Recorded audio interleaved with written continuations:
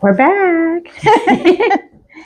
Welcome to Broom Talk, the podcast where witches, healers, and magic makers gather to share their journeys, their magic, and their truths. I'm your host, Priestess Mellisa of Enchanted Dragonfly, inviting you to take a seat at the broom circle because the real magic is in the stories we tell. So let's stir the cauldron and speak the spell. We have a plot twist. Guess what? The interviewer is becoming the interviewee this evening. Hello. Hello. How are you? I'm good. How are you? Good. What is the name of your business? Your name and the name of your business. My name is Mellisa Maligno, and my business name is Enchanted Dragonfly. Nice. And tell me, in your own words, what do you do and where are you located? So I am located at 99 Church Street in Whitensville, Massachusetts. And I run and operate a metaphysical shop where I sell magical goods, I teach classes, I host events, and I offer a safe space for people to come and ask questions and just be themselves. Oh, that sounds exciting. What type of practitioner are you individually? Individually, I am a mix of different practices. I could be an earth witch, a forest witch, mostly earth related, nature-based, shamanistic, that sort of thing, healer-based. I don't follow a lot of things like religiously, like the moon every time or the Sabbath every time. I don't celebrate everything, but I hold gratitude and that sort of thing every day. So I say a practitioner. I'm just like a green witch, maybe an older witch. She's Glenda. Glenda the good witch. I like that. Right? So do you have a core awakening moment, or were you like most of us that we had one and then you ignore it in another, or were you brave? I had an experience when I was like 5 that really opened my eyes to the unseen. So I was at my grandmother's house, my grandfather's house with my parents and my brother, and I was upstairs with my grandfather and my dad. And we stopped in the hall before going into like the den area. And in the hallway was this picture of my grandmother and my grandfather. And I'm looking at it, and then I look away and I look at it again, and the background of the picture is like white and red squiggly lines, and it would switch to blue and white squiggly lines, almost like a TV when the station goes off or whatever. Sure. And the image was of my grandfather's just his face, and he looked like scary. I'm 5, so it scared the hell out of me. So his eyes are all wild, and his face is like floating in the picture. I freaked out, called my dad. He picks me up, shows me the picture. It's back to being my grandparents. I look at it again. It's again with the head. I was having a premonition because a few years later, he had Alzheimer's. Okay. So that image with the confused, wild, angry look, that was him. Years later. Years later, so I was having a future premonition of him getting Alzheimer's. And was there sort of an age where you started realizing what was happening? Because at 5, you really can't process what's happening. So when did it become sort of a reality you got comfortable with? I would say not until I was in my teens, like 15, 16. I realized I would have premonitions often. I would say things that didn't happen. And then I started reading books and talking to people, and I was like, oh. So and how were family and friends? Were they supportive, or? Yeah. I didn't really talk to them about what I could do or what I knew until later on. I was in my 20s. Oh, so you were doing this all on your own. Yeah. So it wasn't until As most of us do. Yeah. Right? It's hard to be the weird quiz. Yeah. Yep, I'm with you. So what inspired you to take that and turn sort of a spiritual path into a business? That started when I was in my early 20s. I started making beaded jewelry, which turned into crystal jewelry. I would do smudge cleansing. I was always into Native American culture my whole life, so I would smudge people for free, just the sage, and I would do it myself, so I knew about the practice. And then I would read from the oracle cards. Okay. I still have the deck. I've been reading it for like 30 years. It's called the Wolf Song deck, and it's an animal totem.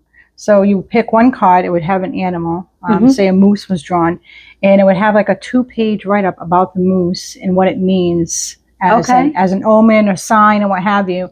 And I still read from that deck, so I turned that and I kept going. I would do events. And then now, are those readings something that you offer here? I do. Yeah, Oh. I do have that. Yeah. Personal note. Yeah. How does your personal spiritual practice influence the business's mission? And how do you manage the balance with one foot in both worlds? Ah, nice. So my personal life and my work life, a lot of what I do here is how I practice my magic in my personal life. So I've brought my personal touches into the shop. And just that general, be good, don't hex and curse, and celebrating the Sabbats when I'm doing celebrating the Sabbats, celebrating the moons, just being out in nature, nature-based, having my affirmations, my gratitude. So I do that a lot in my personal life. So I've brought those into my business. So a lot that you see in my business is from my personal life. Okay. And stuff that I wanted to share with people because of my knowledge and what I can do. Right. And to have one foot in one spot and one foot in the other, home life balance is important. And I find that if I have my days off, I try not to respond to emails and keep that balance and just take a break, take that mental break. And I try not to bring my work home with me. I try not to bring my home to work with me, outside of magical ideas or practices that I can bring. So that having that balance and having that shut off time helps a lot. Right. Well, and it's not an easy thing to do. No, it's not. So as you're answering these questions, I'm sort of noticing you knew from a very young age. Did you ever veer off and then have to come back in? I never really veered off, but I didn't really start getting into heavy practicing my magic until later on.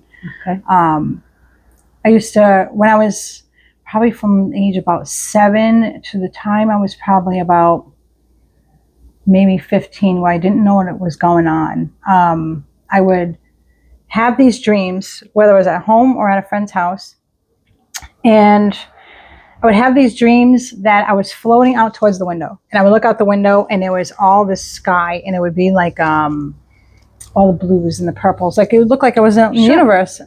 And I was afraid to go out the window because I was afraid if I did, I would get lost out there and I wouldn't be able to find my way back through the window. Makes complete sense. Yeah. And I would wake up to feel the popcorn ceiling on my cheek. And then I would I was levitating. Oh, and my heavens. I was trying to astral project. Because I was fighting it, it would make me, my body wasn't actual levitating, but my spirit. Spirit was, sure. And I didn't know what any of that was until I spoke with somebody who was running a metaphysical shop. And I went in there and I'm like, I really have a weird question. I need some help. What age are you when you're doing this? Late teens, early 20s. So early. Yeah. So most of us don't hit it till our 30s or 40s when we're brave enough to get out of the societal box. Yes. Yeah. My parents were very hippie-ish, so we didn't really conform to a lot of what government was doing, what the church, that sort of thing. So we're very open and laid back. What a good girl should be doing. Yeah. I don't know if that hits home with anyone, right? So how do you approach working with clients that come in and they're interested, yet once they sit down, they're sort of scared or resistant? They're skeptical. But they're asking. Yeah. I ask them questions too. Like if they'll ask me a question like, is this real? They'll ask about spell work or the moon or the Sabbats or whatever. And so it depends on what they're asking. For example, if they're asking about Sabbats or if the magic is real, and I'll try to give them examples of how it would be tangible in a physical form for them to see that. Or I would give them a crystal. Can you feel the difference in the energy in the crystals or the candles? Like smell this candle. How does it make you feel when you smell it? And if they're from the church, I'll give them an example that, I have an altar. Absolutely. But so does churches have an altar. Absolutely. And by them praying and saying mass or being in mass, or that's their ritual, that's their spell work, they're praying. We do the same thing. So it depends on what people are asking me, but I try to give them an example where they can visualize it and kind of relate to it. That's a great answer. Thank you. All right. Let's see what else is on her magical list, right?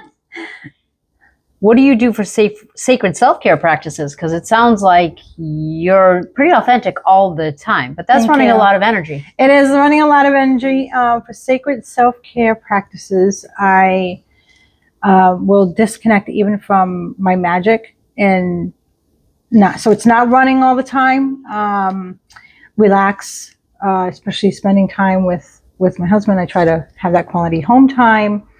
I say my gratitude every day, like what I'm grateful for. Even just waking up and being able to physically do dishes is something to be grateful for. So I'll do that. Sacred self-care. I try to do simple things like housework, make my bed, do the dishes, do the laundry. So I feel like little things like that is important, because sometimes we'll just let it go and get into the next thing. And then it can pile up, and then now it's in the back of your head, like, oh, I still got to do laundry. Oh, I still got to do this. Absolutely. Absolutely. So this isn't on your list, but it is a curiosity, and seeing as how we're getting to know the interviewer, because she's so good at trying to grow the rest of us and then hide. You mentioned a husband. Mm-hmm. I'm assuming there's children. Mm-hmm. You seem to have always sort of just been you. Mm-hmm. So did they practice as well, or is that just Mellisa does Mellisa things? So my daughter practices. My husband has just an open belief in just whatever. But he's not a practitioner. My son's not a practitioner either, but he's more into has a nature shamanistic Native American beliefs about him. So it's similar, but and he's open. So if I tell him about something, he'll be like, "Oh, that's cool." But he doesn't practice. He doesn't have any. They don't practice the way you do. Right. But hey, at least they gave you a safe place for Mellisa to do Mellisa things. Thank you. Right. Do you follow the moon, astrology, and seasonal cycles in your work in depth? Because I noticed you've mentioned the Sabbath, but I don't do them ritually either. But boy, do I notice.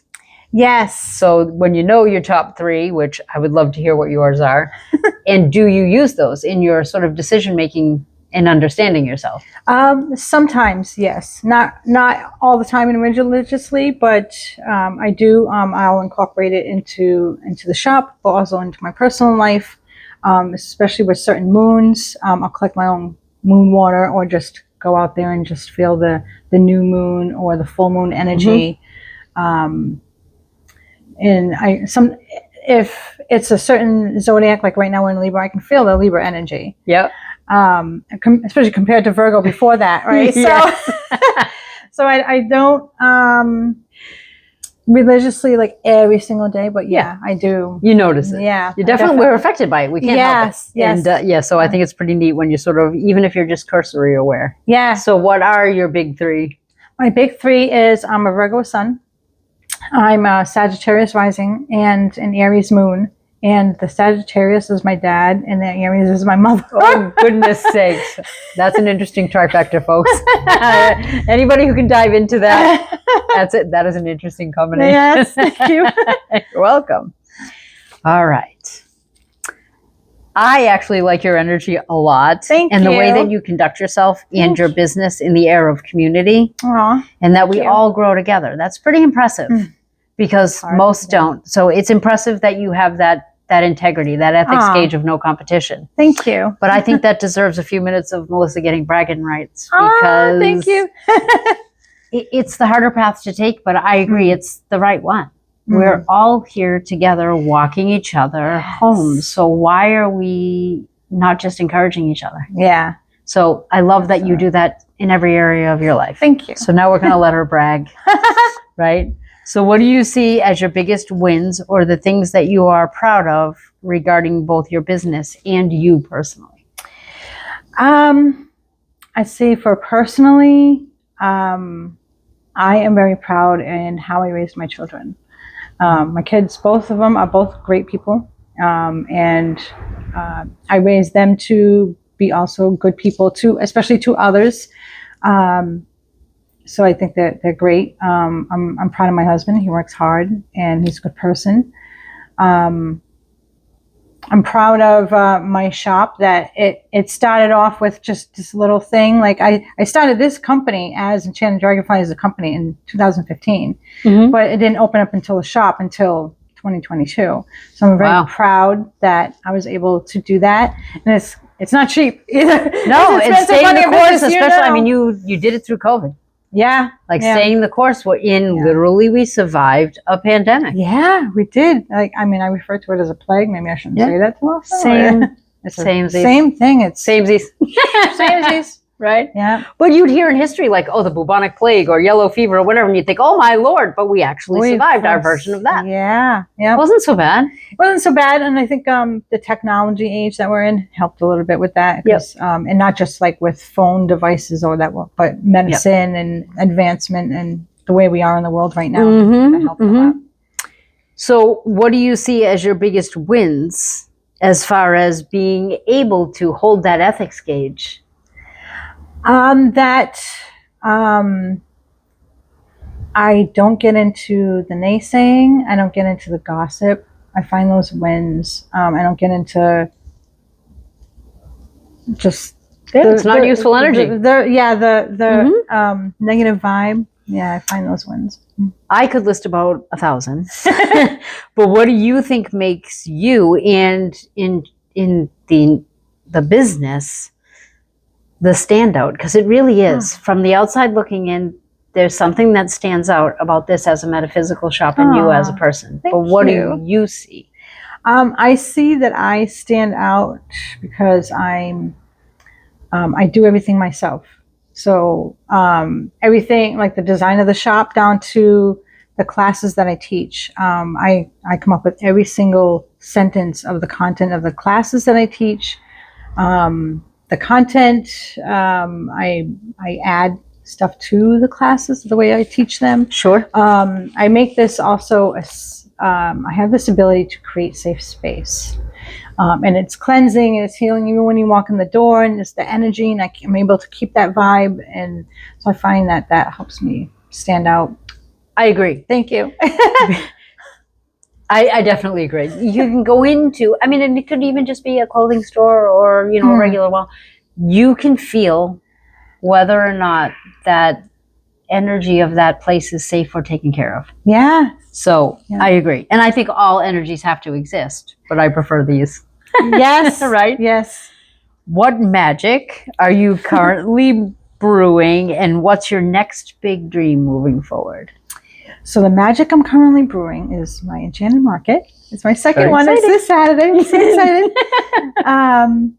And I'm also brewing an astrology birth chart class. So each attendee, I will run their birth chart. Yep. And then the class will be to show them how to read it. And then the class will teach them all about the houses and what they mean, and the planets in their charts, all the way, even including Chiron and Lilith in their charts. So that's going to be fun. Yeah. Yeah.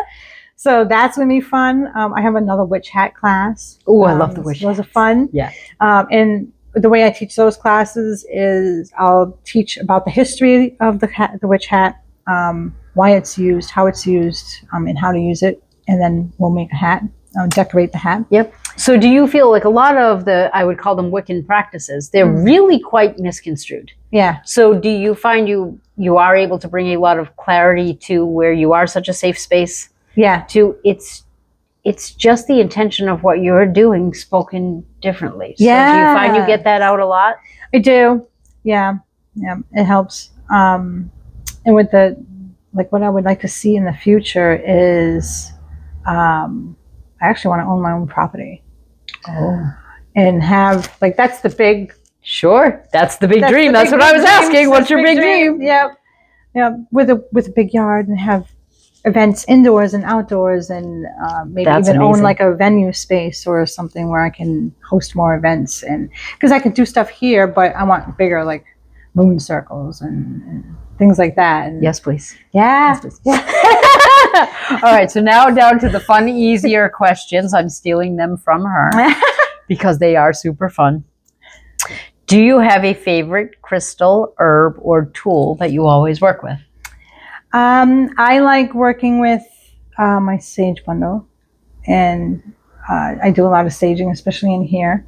For another tool, I like working with labradorite. Labradorite's pretty nice. Oh, that's a beautiful one. Yeah, it is beautiful. That stone is very happens nice. to be one of my niece's favorites. Is it nice? It is. It is nice. So you said that sage is your go-to. When sage isn't available, what other forms would you use? Are you a bells, oils? What other sort of clearing would you use? So I think for all the clearing, I like Florida water in a spray bottle. Okay. And it's just got that energy and that vibe, and it's not actual water from Florida. Just saying. So why don't you explain a little bit for the folks that don't know, what is Florida water? So Florida water is a spiritual cologne, and it's made with certain ingredients that are known for spiritual cleansing. But it also smells good. So it's not antibacterial or disinfectant or anything like that, but it will clean the air. I keep some in a bottle in the bathroom. That's the air freshener.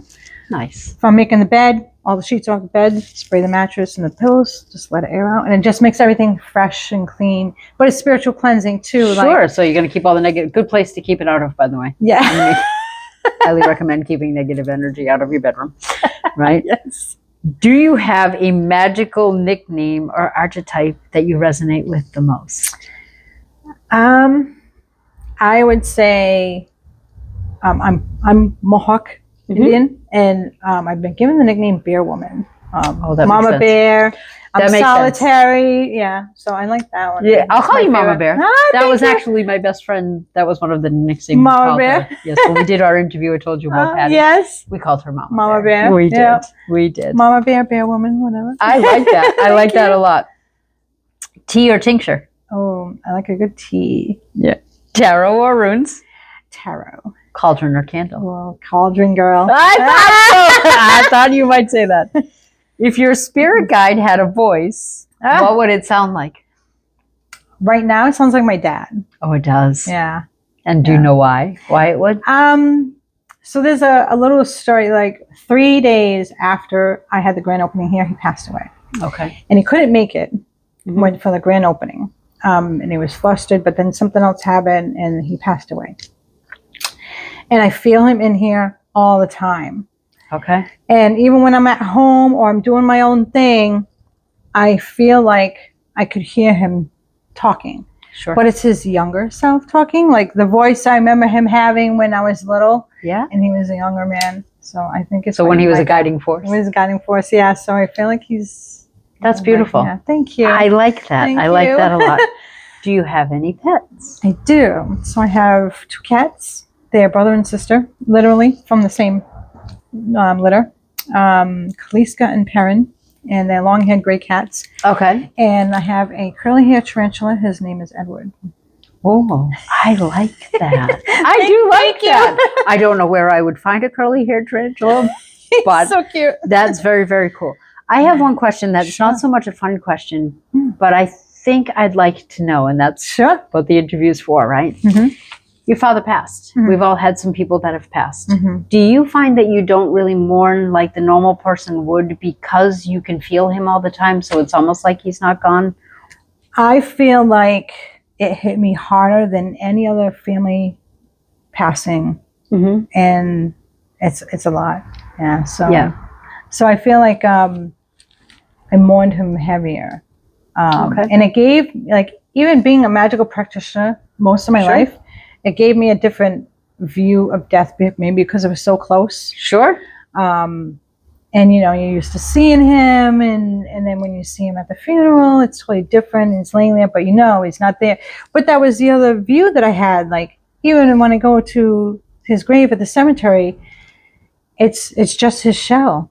Even when I was at the cemetery, it's just I could immediately feel that he wasn't in there, that he wasn't there, at the body, like in his body. Not to sound morbid, but I could feel him spiritually anywhere else. But it's weird. It's like when you, like right now, I can feel your energy. Right. But with him, because he was gone. I didn't feel, it was so weird to not, like, to be so aware that he wasn't there. Right. Does that make sense? It does. Yeah. It does. And when you're feeling him around you most of the time in the shop, it's probably because you're right in the zone. Yeah. But are you sort of feeling that sense of, okay, so this relationship gets to continue. So although I can't go visit the physical body, we now have this whole new next adventure together. Yes. Yeah. I feel that. And so my dad would like to play tricks or games or whatnot. So if I'm filming in here doing something, say I'm filming a video or pictures, I'll have the cameras open, the phone's open, I'll walk away, go get something, come back. It's filming, like someone pressed the record button. So that's him playing around. Yep. Dad, I know you're doing this. Right. But sort of piques the curiosity. If you really want to get adventurous, leave it running and start asking some questions and see you the know, answers. I'm not gifted with the mediumship. I'm sure I could develop it, but I mean, if I would have so many. Sit your translucent ass down. I have a lot of questions. Well, you might be quite surprised that you might get some in a recording. So that would be a fun game to play. Like, he died in his pajamas. Is that your ghost outfit? Do you look like? I mean, I have a lot of questions. Right. Like, do you wear what's in the casket, or do you? Yeah. I don't think we do. Right. We come up with all of these strange sort of teachings or musings throughout life, and really, they're just like, really, we ask the silliest questions sometimes. But I think it brings us a sense of peace, right? Yeah.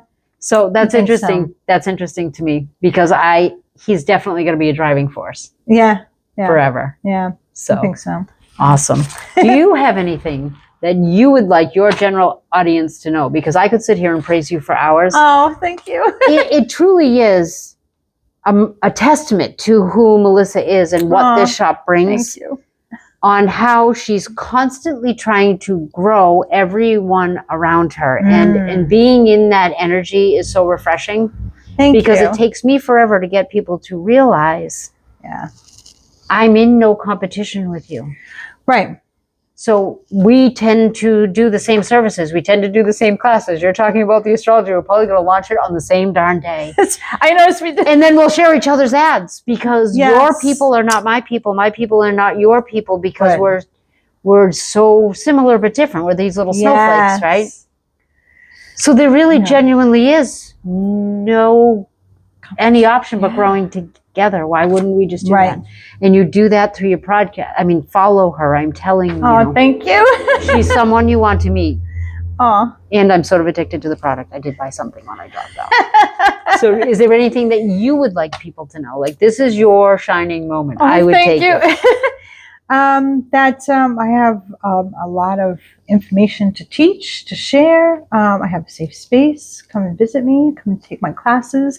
Go see her place. Go see her classes. I love uplifting people and encouraging them and seeing them sometimes sit from like this to kind of straighten out like this. Like, yes, you're worthy. You have this in you. Do this. Like, that's what I want to tell everybody. And I feel like as practitioners as a whole in community, we could be so loud and seen and bright if we treated each other like we're a community and uplifted each other. Because there's a lot of naysaying, there's a lot of or just whatever negativity. But I also see more of the good. Like, her and I didn't know a hole from each other from a hole in the wall, but we connected literally on Facebook because Dragonfly is both in our names. That's how it started, right? And now we have a new friend out of it. And I think, I do want to praise you and really get people to understand. I was raised I had a very loving family, but I was mostly constantly feeling pulled to get in a box. And so to me, like the word witch, I had no problem with it till somebody taught me to be afraid of that. And I'm like, but to me, it didn't feel like something I was supposed to be afraid of, but then you get that programming. Yeah. And then in adulthood, I was like, wait a minute. But to be able to walk in to someone who uses those terms and has the shop with everything very authentic, but nothing terrifying about it. So if you are that person that has that ping, that's like, I was taught that all of these things are not safe. And sure, are there places where it's not necessarily safe to go? Yes, use your discernment. But I am telling you, this is not one of those. So when you have those questions, you want to learn, you feel awkward, she will never make you feel awkward in that searching question. Right. There is no silly question. Right. Yeah. The only, I'd say the only not dumb question, but is the one not asked. Right. I agree. Like ask the questions, come in. If you're curious, by all means, come in. I will answer all your questions. I will have a conversation with you. I will show you around the shop. And if you want to know what the incense is for, what the candles are for, what the herbs are for, what this, anything, come in and we'll have that conversation. I did find it very quickly just being in your energy, because we're energy feelers. So there's all that unspoken stuff you don't have to explain when you're meeting like you used to. And it was so nice to know that you're another one of those people that you and I, or you and somebody else, or myself and somebody else could have a 3-day conversation and never once agree and find it absolutely fascinating and never controversial. Yeah. And that's why this is a safe place. Because it doesn't matter how you think, see, or feel, you're gonna be heard. And she won't try to make you believe anything. She will answer to her authenticity, and it's hers. Yes, and you get to do with it what you want. And a lot of places like this don't exist. So I'm telling you, take the time to come on by Church Street and the Enchanted Market and all of the other fun thing that I know is coming, but I can't disclose yet. So keep an eye on this one. I know I will. And I think that's all I have. Oh, I appreciate you. This was beautiful. You. This is fun. Are we allowed to hug on camera? Yes, we are. This is great. Peace out, peeps. Bye, guys. Love y'all.